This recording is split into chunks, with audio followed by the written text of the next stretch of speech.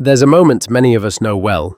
You're sitting somewhere familiar, your kitchen table, the edge of the bed, the car before turning the key, and a question quietly shows up.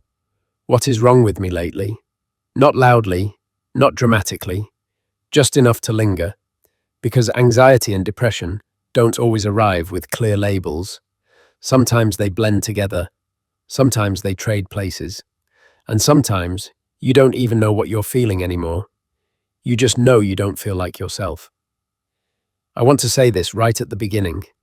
As a person who's been struggling with anxiety, this is the type of topic I search for, online and offline, more than I care to admit.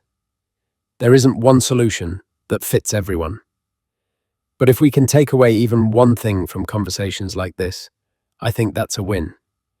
So, today I want to share what I've learned, not as a doctor, not as a therapist, but as someone who's lived long enough to realize that understanding your inner world matters, especially as you get older.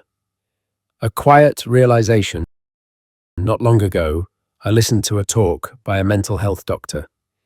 He wasn't flashy. He didn't promise transformation in 5 steps. He just explained things calmly, almost like he was talking to someone across the table. And early on, he said something simple that made me stop and replay the video. Anxiety and depression are not the same thing, and confusing them makes both harder to live with. At first, that sounded obvious, but the way he explained it wasn't. Storms and droughts. He said, think about energy. Depression, he explained, feels like a drought. Energy dries up. Motivation thins out. Even small tasks feel heavier than they should. You don't always feel sad. You feel empty, slowed down, disconnected from movement. Anxiety, on the other hand, isn't a lack of energy. It's energy that can't settle. If depression is a drought, anxiety is a storm. Wind everywhere. Thoughts crashing into each other.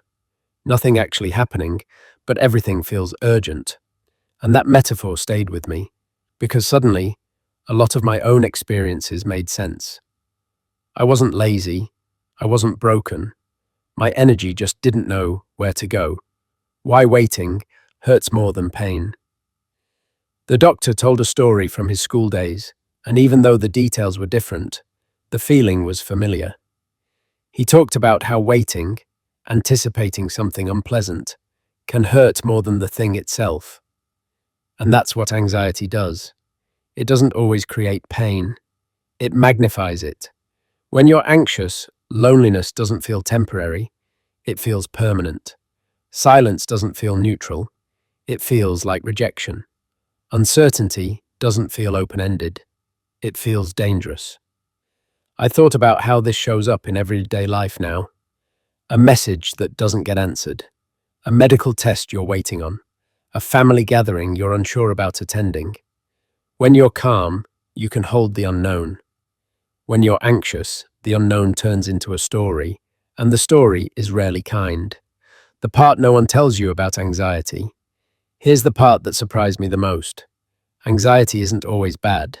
That's not something we hear often. Most of the time, anxiety is treated like a flaw to eliminate.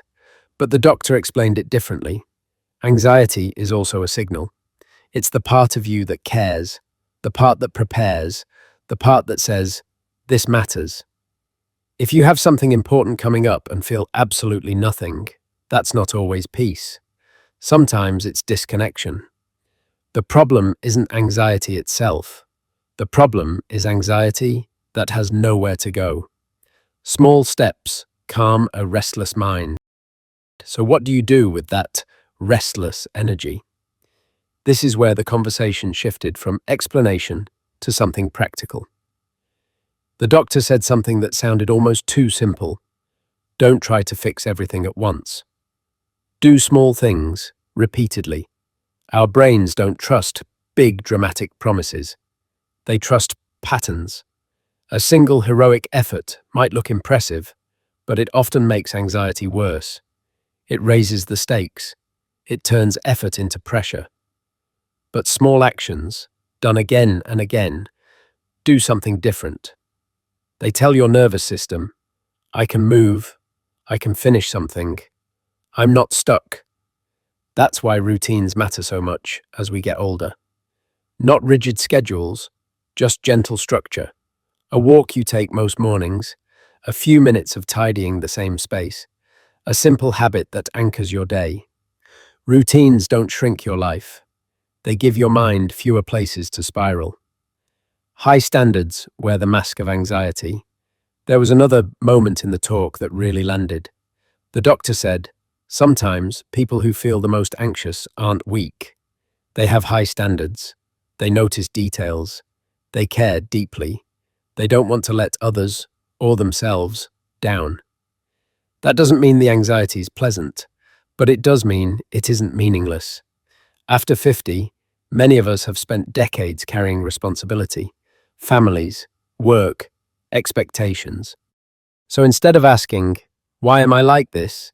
It might help to ask, what do I care about so much that my mind won't let go? That question changes the tone from judgment to curiosity. When perfection becomes loneliness, this naturally led into perfectionism. Not the healthy kind, doing things well, but the kind that says, if I can't do this alone, it doesn't count. Many of us learned this early. Mistakes were met with criticism, not guidance. So we learned to rely only on ourselves. But that's not strength. That's isolation. The doctor made an interesting suggestion. If asking for help feels impossible, start by helping someone else. Not because you're fixing them, but because connection works both ways. Helping opens a door. Once the door is open, questions can follow. And slowly, the weight gets shared. Understanding depression without shame. Then he turned to depression. He explained it not as failure, but as vulnerability, like a body with lowered immunity, loneliness, poor health, repeated disappointment. When those stack up, energy doesn't just dip, it drains. And here was something important. You can't bully yourself out of depression. What helps is momentum, gentle momentum. Not floods of motivation, just small sparks, helping without overwhelming. He told a story about helping someone who was deeply depressed. Instead of doing something big, he did something small, almost playful, something manageable. And the point was clear. Too much help can feel like pressure, but small help restores agency. The same applies to ourselves. When you're low, don't ask for inspiration. Ask for one doable action. Wash a few dishes. Stretch your shoulders. Step outside and feel the air for a moment. Small sparks, often, the meaning beneath the struggle. Let me leave you with this. The doctor said something I keep returning to. Sometimes our struggles are connected to our strengths. Creative people can feel isolated. Sensitive people feel more deeply. People who care a lot feel anxious. So if you've been feeling anxious or low, please don't rush to the conclusion that something is wrong with you. It might simply mean something important inside you needs better care. If even one part of this resonated, one idea, one small habit, then I'm grateful you were here. Thank you for spending this time with me. Truly. If you feel like sharing, tell me in the comments. Do you relate more to the storm or the drought lately? And what's one small routine that helps you feel steady? Your words matter more than you think. They help others feel less alone. Take care of yourself, and I'll see you next time.